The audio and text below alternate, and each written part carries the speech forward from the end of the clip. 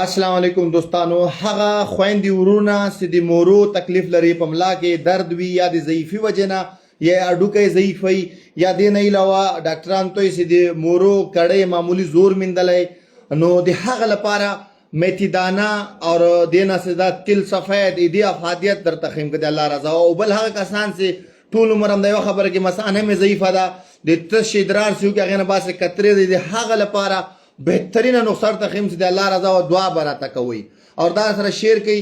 بے شمار ملګري د ملا په درد باندې اخته چا ملا درد نه علاوه مورو نه علاوه څوک د جګر چربي د وینې غوړ لري او پریشانۍ، هغه کسان او بل هغه کسان چې جسم کې مثال ویټامین ډي ضعیفي یا د مني موادو کمبوتي، د هغه لپاره دا دوه شیزونه ته ښیم، میتھی دانه او تل سفید چې خوړله دعا به راته کوي. بل د هغه کسان هم استعمالوئ څوک بې اولادي لري، دا تاسو هر یوه دوا خورئ ورسره دا جاري ساتئ، دا هډوکي ته طاقت ورکوي، مثانې ته طاقت ورکوي. دې نه علاوه د تاسو د مني موادو دا پیداوار کوي، جسم کې تاسو خشکي ختموي. اوس راځم دې سره کوم طریقه که څوک مثال وس نه لري، غریبان وي، صحیح ده، یو ګلاس اوبه دې راواخلي، داسې یو ګلاس اوبه صحیح سو، دې کې د میتھی دانه سدا دا پوډر کړي، میتھی دانه او پوډر کړي واخلئ، صحیح ده، تقریبا 1 ګرام اندومره میتھی دانه به راواخلئ، دې ګلاس اوبو کې به د شپې خوانه واچوئ. او دا تل سفید دی، دا به واخلئ نیمه کاچوغه تل سفید، که دا پوډر نه کې همداسې هم صحیح ده، دا به پکې نیمه کاچوغه د اوبو کې ور واچوئ. او که څوک وس لري نو هغه به دا شیدو کې واچوي، صحیح ده، شیدې به ګرمې کوي او په شیدو کې به دا خشته کوي د شپې خوانه.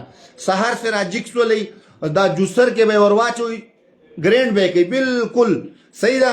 بس دا به سهار په نهاره باندې وچکئ، بیا به همداسې یو ګلاس اوبو کې یا شیدو کې سهار سې ګرمې کړې ور وابچوئ، دې کې به لکه تومره میتھی دانه او همدومره دا تل سفید، دا کنجد ورته وایي، دا به فرج شي کېدی. سهار هم چې مثال ګرمي و فرج کې او ګرمي نه همداسې هم کېښودلی شئ، شیدې سې ګرمې کوي بیا خرابېږي نه، نو دا ماښام په نهاره باندې وچکئ. او که څوک مثال جوسر نسي لرلی، مثال کور غریبان دي او شیدو ته هم وس نه کېږي، بیا به همداسې اوبو کې دا ور واچوئ. خو د هغه اسانه طریقه ده چې میتھی دانه دا بیا پوډر کوي، پوډر کړي به دې کې ور واچوئ. او دا تل سفید که پوډر هم نه وي همداسې به ګلاس کې خشته کوي، بس سهار هم په نهاره چکئ او ماښام هم.